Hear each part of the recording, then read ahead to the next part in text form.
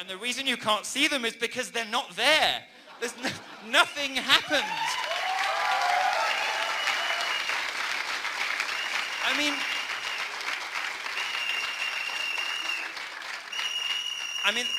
hello, darling. Sir, please, Do you need some sir, help? sir, Do you please, need some help? sir, please. We'd like to ask you to please.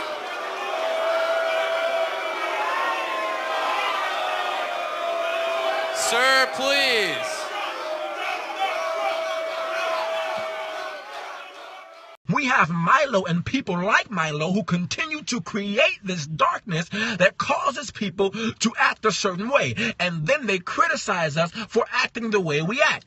They criticize us for protesting what Milo has said. And they state that we should probably have protests a different way.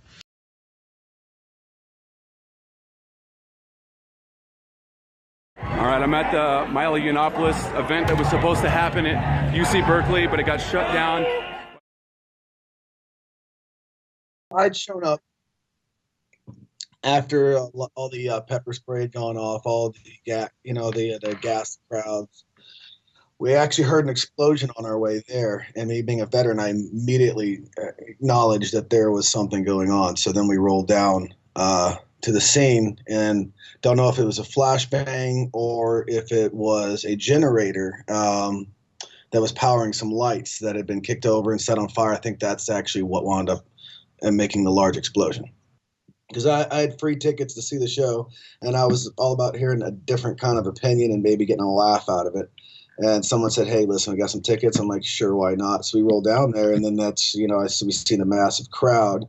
And immediately I see a guy getting beat up. 3 separate occasions I saw someone being attacked. I'd get in the way, I'd stop, I'd pick them up off the ground, make sure they're okay, check for head wounds. Then they start screaming at me, "Sorry, you're a Trump supporter." I said, "Well, no, I'm not a Trump supporter." "Well, whose side are you on?" I said, "I'm on America's side. It's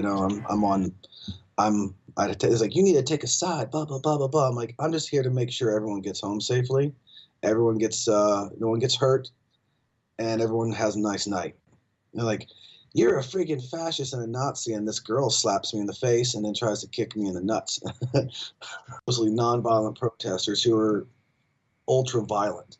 They had crashed all of the windows at the school center. They had broken everything in sight, and it was amazing. And then later in the evening, as I'm walking home, they had destroyed the Starbucks down the street, and then every single bank they ripped out the glass. They threw a firebomb into Wells Fargo, which got put out and taken out. And there's destruction. And I've been to war, and I've seen a lot of destruction. I've been to Hurricane Katrina. I've seen some destruction. But never have I seen a group of people destroy this much stuff for no reason. And at first I heard fireworks, and I saw huge smoke coming from Sproul as my friend and I walked closer. Really confused about what the protest was about, especially that it continued after Milo's talk was canceled. So there were people dressed in black and wearing tear gas masks. A few weeks before the event, people were creating Milo resistance Facebook events and posting flyers across the campus. However, I think the event was by different groups of people who believed in different things.